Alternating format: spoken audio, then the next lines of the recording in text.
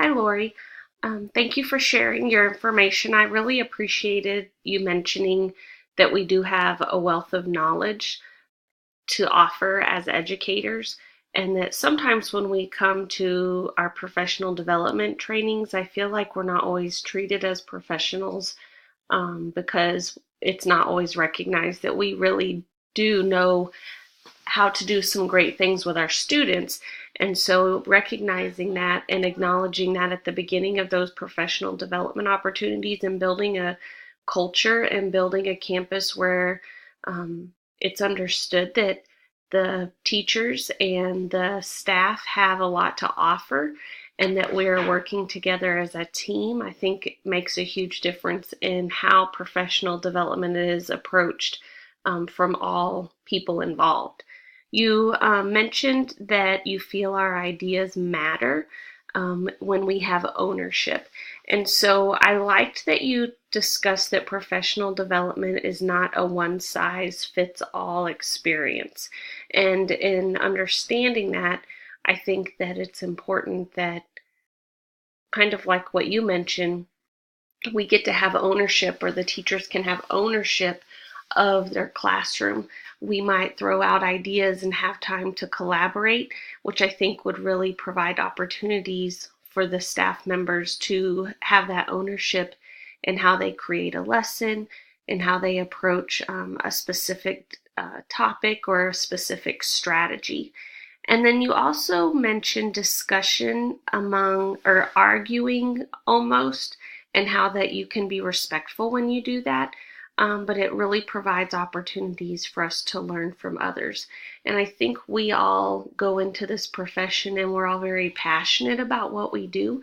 And so sometimes it's hard to set aside that passion to be able to have those discussions, but it's also our passion is what drives our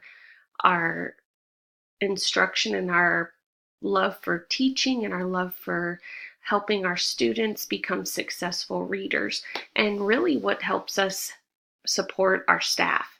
And so I appreciated that you recognized that sometimes there are arguments and that really that's okay for us to learn and grow from one another, because I think we come back and reflect on those pieces and those discussions and those topics.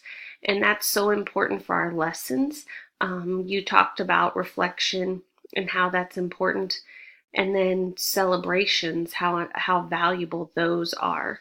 Um, I think those opportunities to reflect, though, with others are incredibly valuable, because in getting those words out there and finding out maybe how someone else experienced something that you did can help create that positive environment. I know that one of my goals when I attend a professional development is, and this may sound very negative, but as long as I have one thing I can walk away with from that professional development experience, I feel like I can at least look at it as a positive experience. Thankfully, there are times where there's so many valuable things that I can take away and share with my staff or my students or grow from. And so that's not always the case.